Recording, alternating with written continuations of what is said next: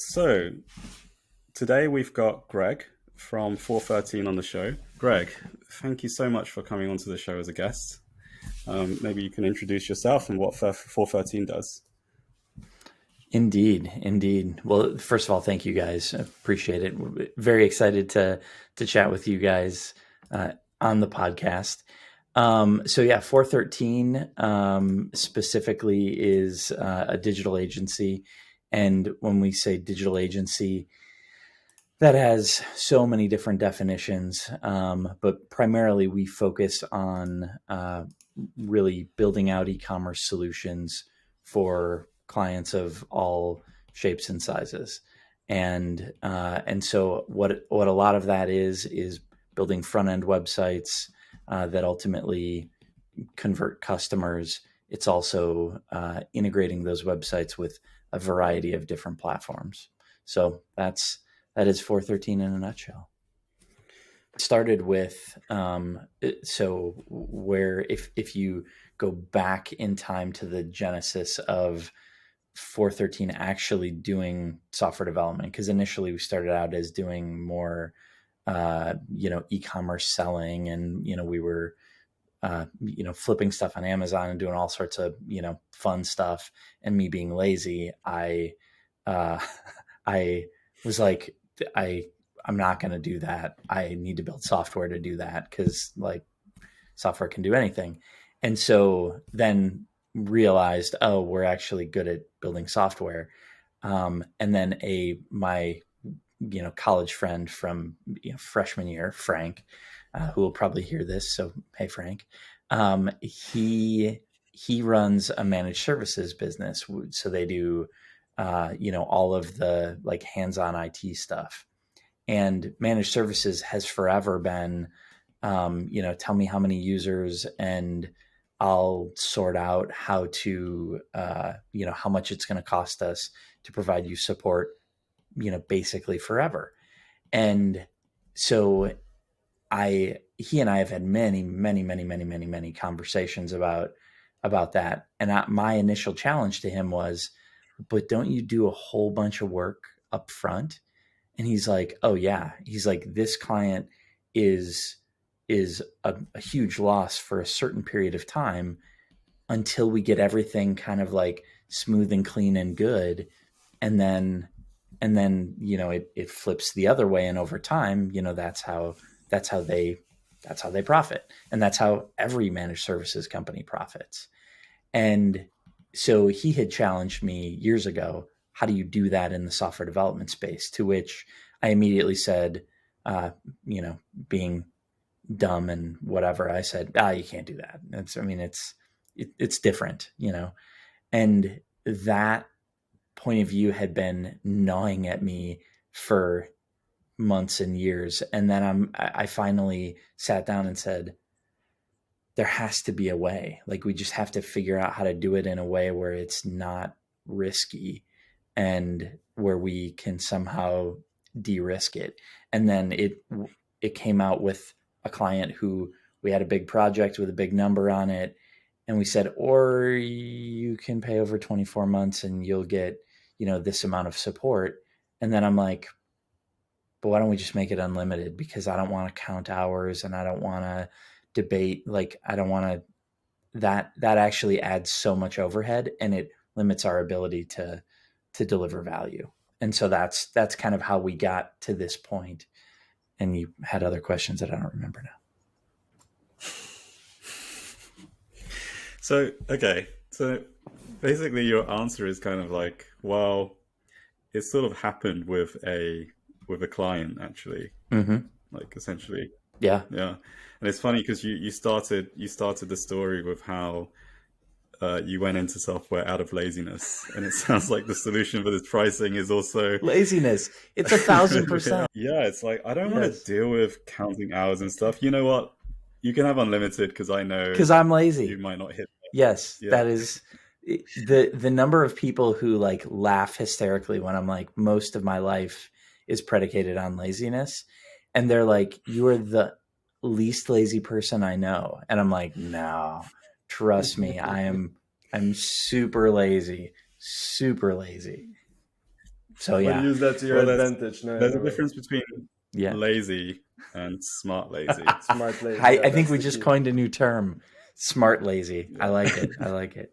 Can you Yeah. explain that structure of that team? So that it's a PM, QA, and Yep. then Yep. devs. And And so, that's and we're even evaluating, should the QA, so, and it sounds so funny because like, as we all have seen very clearly, like there's a gigantic difference between writing software and going to war.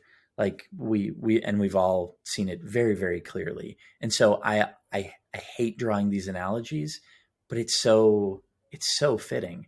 Like every, like a guy on the SEAL team, he might be the communications guy, and so he's got a radio, but he also has a gun. And then there's this guy who's the breacher, so he's opening doors, but he also has a gun. And so everyone can bring the firefight if needed, but they all have individual specialties. And so one of the things that we're looking at is, do we even have dedicated QA, or is it just this person writes code unless they're doing QA, and then they do QA, and then they're ultimately in QA, they're building automated QA testing, which is arguably software development anyway. But so that's kind of the way we look at it. But the PM is kind of, uh, and I'm guessing that everybody on the team would laugh along with me. The PM is kind of the adult supervision, right? They're the adult of the given their druthers, the developers would run off and do whatever, and the PM is the one that's like, we actually have a project to deliver. You can't just run amok forever. You have to actually deliver this project. So, but there's somebody who is a leader of the team. It could be a PM, it could be a developer, it could be anybody. But they're the kind of senior most person, and they're providing like legitimate, uh, leadership, management, administration of all of the people. But again, unless they're a project manager, they're yeah. also slinging code. How do you? Okay, please tell us the secret. You trust people, they reciprocate, and then everyone's happy just doing the work without someone always looking over their shoulders, someone messaging them constantly, checking on them. Like, but how do you scale the trust thing? How It do you is. sort it out? So we look at it from yeah. So I can tell you all the ways to do it wrong, because we've done them. Um, and Daniel had the question, how many of the 40 some odd are developers? About half, a little over half, are actual software developers, heads down writing code every day, and the other half are overhead and PMs and QA and designers and copywriters and all that sort of stuff. So the way that we believe, and we're actually in transition back to this sort of a model. So we had a model where we kind of had the senior most developer, and then we added people around them to then work on this project or that project, whatever. Um, and so I think so we had the exact same conversation that you guys did. Okay, then how do we have all the things that we need? Well, maybe what we need is, and I still, when I think about this, I think, how stupid am I? But I was like, I think we need more hierarchy so that we can scale. Like, the base can grow, but we're going to need to have more hierarchy. And which in hindsight is so stupid. But like in the moment, I was certain that that was what we needed, because we had different growth plans, and then COVID and blah blah blah, and we kind of like stayed, just kind of hunkered down and, lived to tell the story of making it through. But we didn't readjust. And basically in the last, I don't know, few months, we've just seen the communication challenges and the burden of the hierarchy. And so where we're headed to, and so I have great reverence. I've never served in the military. I know I have a number of very good friends who have. I have great reverence for the military, and I don't know. I'm a dork, and I really like the Navy SEALs, and I am like 1,000% sure I would never be able to be a Navy SEAL, like especially now. But like even when I was younger, I don't think I'm wired that way. But but the way that they organize is like they have 4-man teams, eight-man teams, and then they'll have two 8-man teams. So a 4-man team is a fire team, and that's kind of the smallest unit. But then they'll combine two of them together into an 8-man team, and then that's I don't remember all the military jargon, but I was like, that's and the thing is that 8-man team can do everything that needs to be done within a mission. And I was like, oh, that's what we need to do is build these, 8 to 10 person teams that have a single leader and then all of the resources that they would need to be able to do any project. And then we can scale these 8-person teams, and we kind of have plans to, how will we create more, how do you create more 8-man teams, or how do you do all that stuff. And I think ultimately the way we scale it is build more, and then it tends to be a fairly thin layer of hierarchy, where you basically just have somebody who's responsible for a whole bunch of these 8-person teams. But the beauty of that 8-person team is that if somebody isn't delivering, like you say, here's a project, go get it. And and you guys are thinking, well, maybe they don't have the skills that they need to be able to deliver on that. Maybe they don't have somebody who's an expert in whatever it happens to be. Okay, well, one of our values is, we're always learning. Like we have a thirst for knowledge. We're always growing and learning, and that never stops. And so if you need somebody who knows MongoDB and you don't have them on your team, somebody's going to have to figure it out. And now, granted, we have other people. We're building these functional, I can't remember what we're calling them, but like, so you'll have all of the, React developers who will have a place to hang out, so that even if they're all on different teams, they can share the how they've solved certain problems, whatever.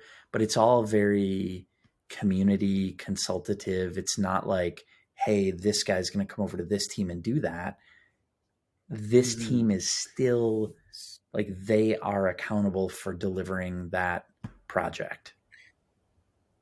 Project manager, develop, and we have QA and all of the different elements that would be needed. And the way I looked at it is, no, please. What was the kind of solution that you made, which you thought was the right thing to do? So it's one of those scenarios where when you look at it on paper, you're like, oh, makes a lot of sense. It's smart. So the idea was, we create, software development team, we create project management team, we create, these separate functional teams.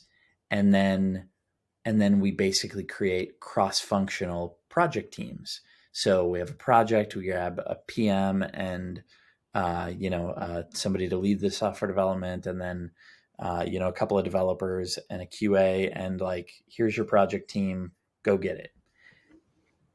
Which on paper, again, you look at it and you go, oh yeah, that seems smart. you can, yeah, you can manage across that.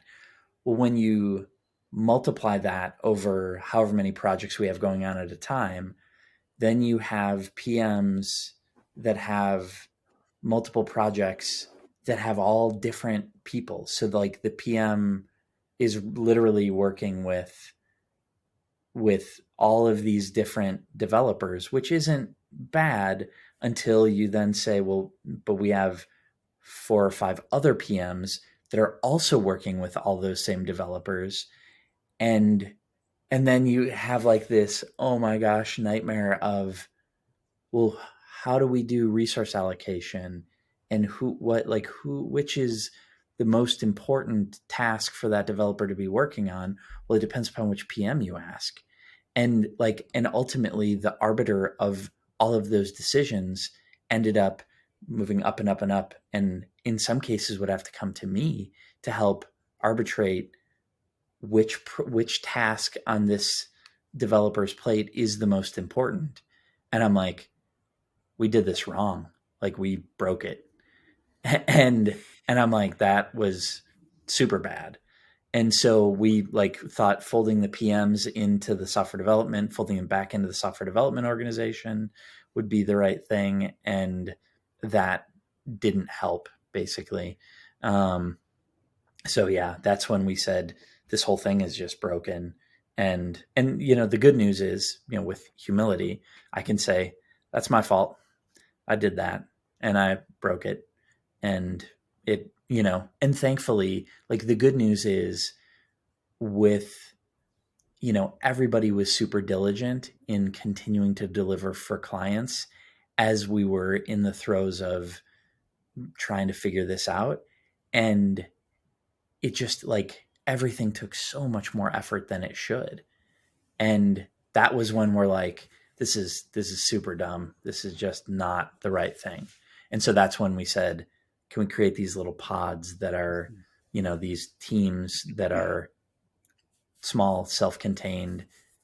They're constantly working together so that they know strengths, weaknesses of one another. They know, that this guy's wife is getting ready to have a baby. So even though he's trying to commit to do this work, we know that he shouldn't. So we're going to take that work off his shoulders, and like all of that sort of stuff.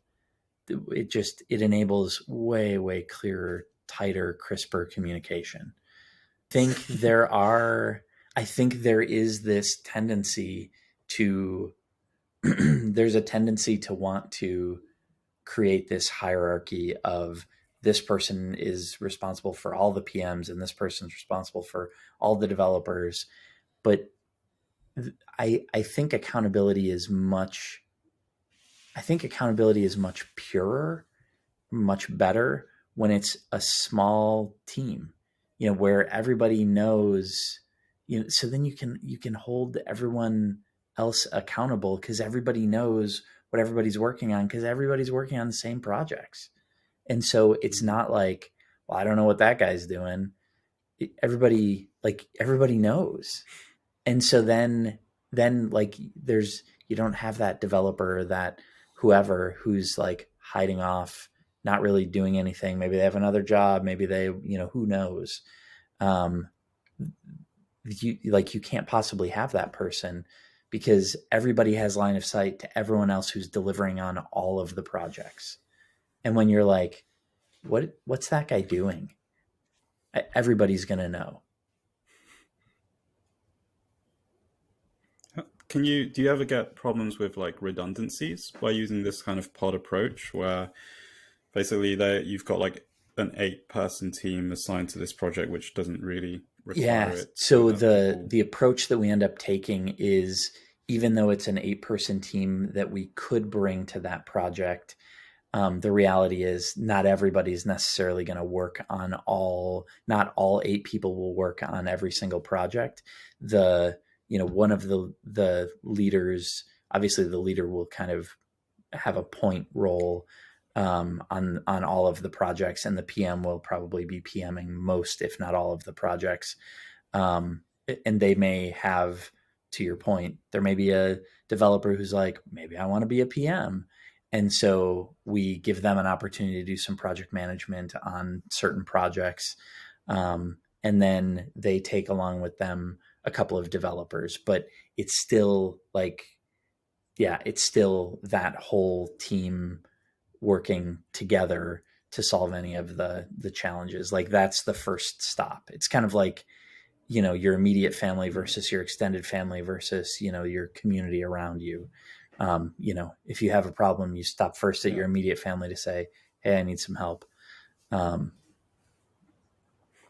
So, so is it kind of like rather than fitting an 8 man or 8 person team to a project, you make sure there's enough projects to keep an exactly. 8 person team And busy? where it gets interesting is to bring it all the way back around, when you say, hey, it's all you can eat, it's as much development work as you can take on, then we don't have to worry as much about like, oh, are they, do they have enough work to do? Do they, will they basically have they could have an unlimited amount of work to do. Then it's just prioritization and making sure that we're delivering sufficient value to the client. And even when they do not have much to do, they're also still being paid in a way because of this subscription Exactly. mode. Yeah, that's Exactly. awesome. And I think that's the part of the biggest part of it is then nobody's worrying about it, how does payroll happen? Well, Yeah, we have these clients that are supporting this team, and yeah. that's how it works.